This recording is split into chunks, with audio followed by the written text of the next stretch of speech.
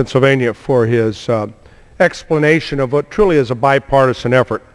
Mr. Speaker, I do rise, like my colleagues on both sides of the aisle, to support H.R. 1861, titled the Infrastructure, Jobs, and Energy Independence Act of 2011. Those of you who are watching on C-SPAN, take note. This is a bipartisan effort. It's the kind of things I think most of you in this country want us to do in Congress every day. This measure, and the four important points to note that we all concur in, and what America wants us to do, is provide us a path to energy independence. It revitalizes our nation's transportation, water infrastructure, and other investments in our infrastructure that equal jobs, jobs, and jobs. It reduces the deficit with no new taxes, and it is a bipartisan effort, one that is supported on both sides of the aisle. Several years ago, I joined with my colleagues from both sides to develop this sensible energy policy that acknowledges our challenges for our nation's energy, both in the short term, the near term, the medium, and the long term over the next 20 years.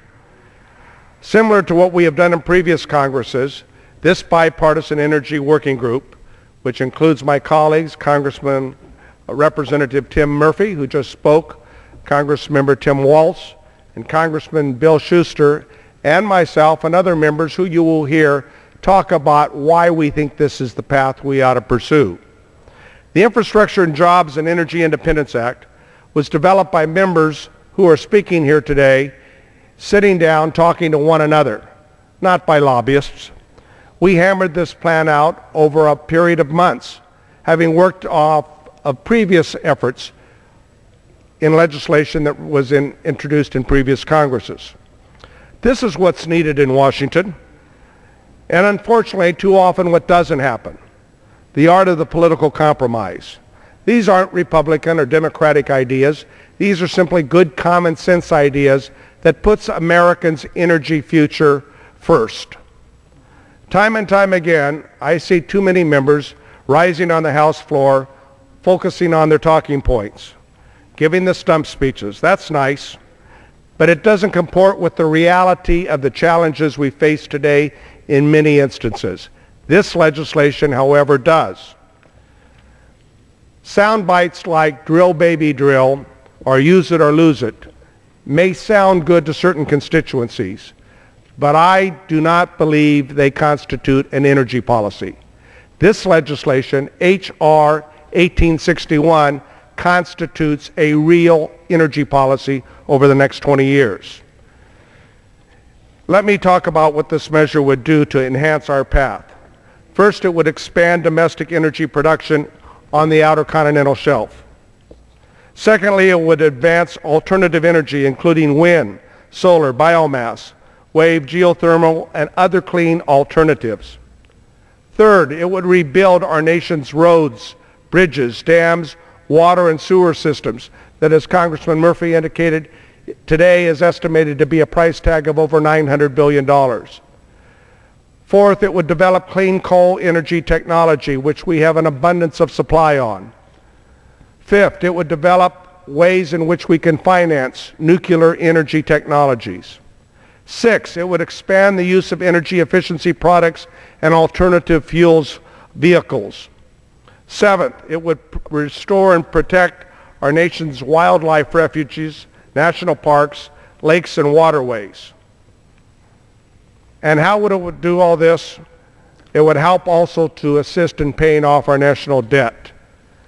Why? Because the funds that we receive for energy on fossil fuels, both onshore and offshore on federal lands, is the second largest single source of revenue that comes to the United States Treasury outside of the taxes we pay. It's the revenue that we would derive by expanding energy sources onshore and offshore that would go to pay for these efforts. As a nation, we have to work towards a realistic energy policy. Our economy needs it. We can no longer afford to take any energy sources off the table. And while we tackle these problems, we have to rebuild our aging infrastructure. H.R. 1861 does that by dedicating these funds to that effort without raising taxes. As many of you know, I'm a firm believer of using all the energy tools in our energy toolbox. Conventional energy, together with renewable resources, a strategy for energy conservation while upgrading our transmission lines will all best serve our long-term energy needs. In closing, I'd like to continue to work with my colleagues on this collaboration. As was noted, since our first energy crisis in 1973, we have had a host of energy plans by previous Congresses and previous administrations. What's different between this and those efforts? I'll tell you what's different.